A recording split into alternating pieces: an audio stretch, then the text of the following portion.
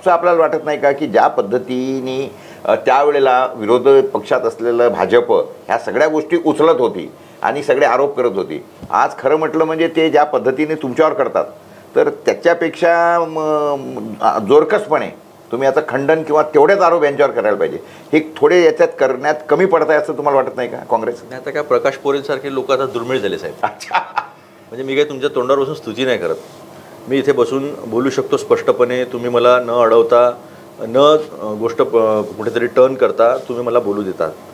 मला एक सांगा, त्या काळामध्ये किती स्वातंत्र्य होतं? तुम्ही ठोकलाय मला आणि ते तुमचं काम आहे. आम्ही तर आमचं कामच आहे, सत्तेत असेल त्याला ठोका. हां, कारण वर्तमानपत्राचं कामच ते मुळामध्ये असतं. म्हणजे काल एका टीव्हीची नॅशनल अँकर अशी म्हणते की प्रधानमंत्री की गरिमा संभालने के लिए मैं किसी भी हद तक जा सकती हूँ. मग मनमोहन सिंग या देशाचे प्रधानमंत्री नव्हते? इतर प्रधानमंत्री झाले ते देशाचे प्रधानमंत्री नव्हते? इतकं पद्धतीनं गुलामी करून देणे किंवा इतक्या पद्धतीनं गुलामी स्वीकारणे ही दडपशाही आहे ना. याला तुम्ही गुलामी म्हणू शकता की हे त्यांच्यावर सुद्धा तशा पद्धतीचे किंवा त्यांच्या मालकांवर तसे दडपण आहेत असं तुम्हाला वाटत नाही का? आता दडपणाला जो झुकला तो गुलाम, दडपणाच्या विरोधामध्ये जो लढतो तो लढवय्या. काही लोक लढत नाहीत असं नाही का. मी तुम्हाला किती नावं घेऊ पोरेसाहेब की ज्या लोकांनी नोकऱ्या सोडल्या. पुण्यापासून वाजपेयीचं काय झालं, अभिसार शर्माचं काय झालं, आता सोहित मिश्रा नावाचा पोरगा आहे, त्याला इंडिया आघाडीची बैठक असताना अदानीचं जे काही फायनान्शियल टाइम्समध्ये आलेलं होतं त्याच्यावर प्रेस कॉन्फरन्स घेतली होती. मी स्वतः ऑर्गनाईज केली होती ती प्रेस कॉन्फरन्स. त्यावेळेस त्याला NDTV, अदानीचा NDTV, प्रणव रायचा नाही, तेव्हा त्याला सांगण्यात आलं की तू रकस निर्माण कर, म्हणजे गोंधळ कर तिथे आणि त्याला बोलू देऊ नको, राहुल गांधींना बोलू देऊ नको, असा मेसेज त्याला दिला. त्यांनी त्याच वेळेस रिझाईन केलं की हा धंदा मी करणार नाही. त्याच वेळेस रिझाईन केलं. असे अनेक उदाहरणं जे आहे. आणि निखिल वागळेंचं पहा, आपण पाहतोय ना काय परिस्थिती झालेली आहे.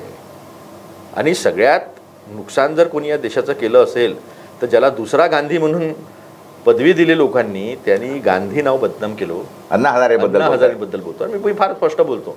अण्णा हजारेंनी एवढ्या सगळ्या गोष्टी शेतकऱ्यांवर एवढा अन्याय होतो आहे. आमच्या काळातही मोर्चे झाले साहेब. सरकार जायचं, चर्चा करायचं, सरकार असं वाटायचं की सरकार आपल्याला ऐकतं आहे.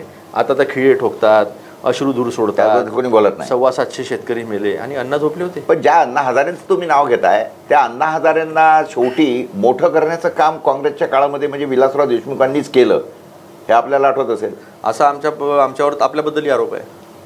कारण की आपण प्रश्न उपस्थित करत होतात, आपल्याला पुरस्कार मिळत होते. मला अजूनही आठवतं की आपल्याला वाशिमच्या रिसोडमध्ये, मी त्यावेळेस राजकारणात एवढा हे नव्हतो, पण वाशिमच्या रिसोडमध्ये विनायक मेटेंनी आपल्याला समाजभूषण पुरस्कार दिलेला आहे. महाराष्ट्र सरकारने आपल्याला पुरस्कार दिलेले आहे. तर आपल्याला पुरस्कार, आपल्याला निर्भीड पत्रकारितेचा पुरस्कार तेव्हा मिळायचा सरकारला प्रश्न विचारले तर. अर्णब गोस्वामींनी जो इंटरव्ह्यू राहुलजींचा घेतला होता त्याच्या 10% इंटरव्ह्यू मोदींचा घेऊन द्यावा, आम्ही पायाच पडतो जाऊ. हे शक्य नाही. ह्या दडपशाहीच्या विरोधामध्येच जे आंदोलन राहुलजींनी पुकारलेलं आहे. आता आपण म्हटलं की तुम्ही प्रश्न उचलत नाही का, आम्ही सगळीकडे प्रश्न उचलले, रस्त्यावर आंदोलनापर्यंत जात नाही. म्हणजे राहुलजी 4200 किलोमीटर कन्याकुमारीपासून काश्मीरपर्यंत चाललेत, मणिपूरपासून मुंबईपर्यंत त्यांनी यात्रा केली. त्या माणसाच्या यात्रेला फास्ट न्यूजमध्ये दाखवतात, आज राहुल गांधी रायपूर में आए, प्रदर्शन करेंगे. आज ते काय बोलले ते भाषण दाखवायचं. या देशाचा प्रधानमंत्री 400 मीटर चालताना 5 तास तुम्ही त्याचं प्रक्षेपण करता, चालत पण नाही, गाडीवर उभा राहतो आणि त्यांच्या आजूबाजूला 40 फूटपर्यंत लोक येऊ शकत नाही.